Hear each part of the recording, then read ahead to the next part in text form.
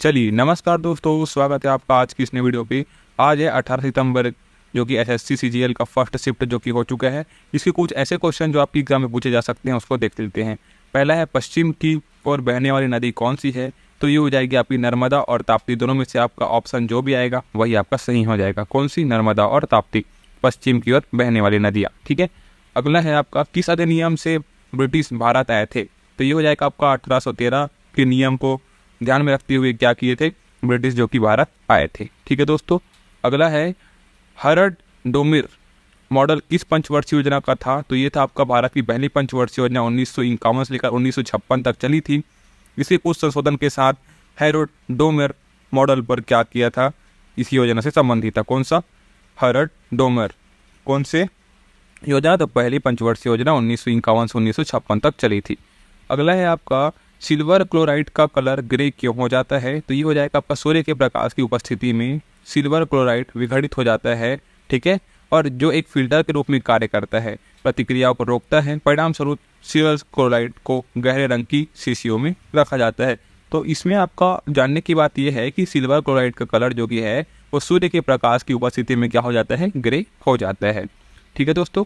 अगला है, ब्रह्म समाज की स्थापना किसने की? तो ये हो जाएगा आपका राजा राम मोहन राय ने क्या किया था? 1828 में ब्रह्म समाज की क्या की थी? स्थापना की थी। ठीक है। अगला है आपका, उत्तर प्रदेश का उप मुख्यमंत्री कौन है? तो वर्तमान में उत्तर प्रदेश का वो उप मुख्यमंत्री जो कि केशव प्रसाद मौर्य है, और यही आपका राइट आंसर हो जाएगा। अगला है, गणतंत्र दिवस को तिरंगा कौन फहराता है? तो इसका सीधा आंसर हो जाएगा भारत का राष्ट्रपति जो कि है वो संवैधानिक प्रमुख होता है। और 26 जनवरी का दिन संविधान लागू होने के उपलक्ष्य में क्या करता है? राष्ट्रपति जो कि है तिरंगा को फहराता है। चलिए अगला है, राज्य विधानमंडल में उच्च सदन कौन होता है? तो ये होता है आपका विधान परिषद या फिर राज्य परिषद। अब देखिए, कोई राज्य में ऐसे होते हैं जिसमें विधान परिषद होता है, किसमें राज्य परिषद होता है। तो इस प्रकार से राज्य विधानसभा में उच्च सदन विधान परिषद या फिर राज्य परिषद होता है। ठीक है।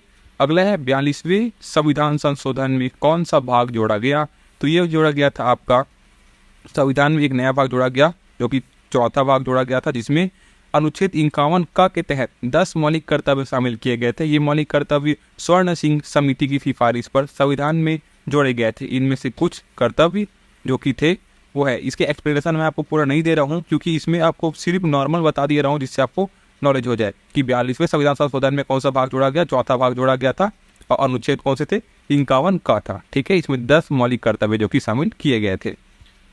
अगला है, स्वास्थ्य बीमा योजना कब शुरू हुई थी? तो ये हुई थी आपकी 1 अप्रैल 2008 को क्या हुआ था? स्वास्थ्य बीमा योजना शुरू की गई थी।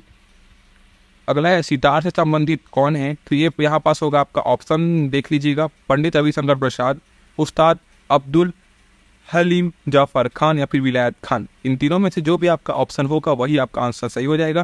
लेकिन पंडित रविशंकर प्रसाद जो कि थे वही आपका आंसर बिल्कुल सही हो जाएगा। तो चलिए दोस्तों, आज के लिए बस इतना ही। मैं मिलता हूँ आपको अगले शिफ्ट पे। चैनल पे जुड़े रहिएगा ऐसे और अपडेट के लिए। तब तक के लिए जय हिंद, जय भारत।